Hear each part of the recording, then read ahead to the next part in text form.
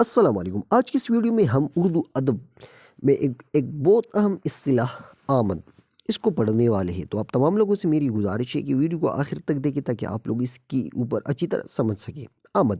آمد ایک اہم ادبی اصطلاح ہے جو شاعری کے عمل سے متعلق ہے۔ یہ شعری تخلیق کے اس پہلو کو بیان کرتی ہے جہاں شاعر کے ذہن میں اچانک فطری اور غیر فطری طور پر خیالات یا اشعار آتے ہیں۔ آمد کو عموماً الہام یا تخلیقی عمل کی وہ کیفیت کہا جاتا ہے جو قدرتی طور پر اور بغیر کسی کوشش کے وجود میں آتی ہیں۔ تو یہ ہو گئی مختصر سے تعریف ان کی، اور اب ہم بڑھتے ہیں لغوی معنی کی طرف۔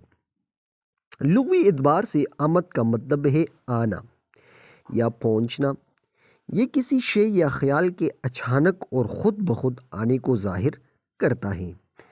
تو یہ ہو گئی آمد کی لغوی معنی۔ اب ہم بڑھتے ہیں اصطلاحی معنی کی طرف۔ ادبی اصطلاح میں آمد سے مراد وہ حالت ہے جب شاعر بغیر کسی شعوری کوشش یا محنت کے اشعار تخلیق کرتا ہے۔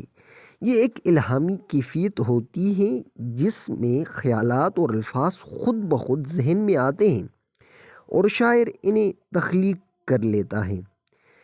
تو یہ ہو گئی آمد کی اصطلاحی معنی۔ اب ہم آمد کی ایک مثال کو پڑھ لیتے ہیں تاکہ اس کی اچھی طرح ہمیں سمجھ آ جائے۔ میر تقی میر کے اشعار میں آمد کا عنصر نمایاں ہے، جہاں ان کے اشعار فطری روانی اور گہرائی کے حامل ہوتے ہیں۔ یعنی میر کی شاعری میں بہت زیادہ ہمیں آمد کا عنصر دیکھنے کو ملتا ہے۔ جیسا کہ میر کہتے ہیں، بہت شور سنتے تھے پہلو میں دل کا، جو چیرا تو ایک قطرے خون نہ نکلا۔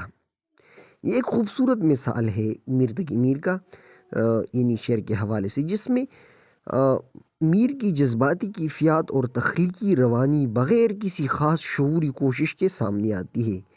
تو یہ قدرت کی طرف سے ہوتا ہے۔ آمد جو ہوتا ہے یہ پروردگار کی جانب سے ایک تحفہ ہوتا ہے، جس کو مل جائے تو وہ ان کے اوپر مہربانی ہوتی ہے۔ آمد کی کچھ خصوصیات۔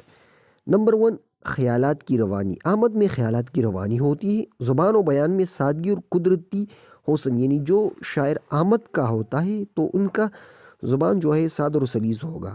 اشعار کا دل کو فوراً متاثر کرتا ہے، غیر شعوری طور پر تخلیق پاتا ہے۔ آمد کو آورت کے برعکس سمجھا جاتا ہے۔ آورت سے مراد وہ اشعار یا تخلیق ہے جو شعوری کوشش، محنت اور فنی مہارت کے ذریعے وجود میں آتی ہیں۔ تو یہ ہو گئی آمد کی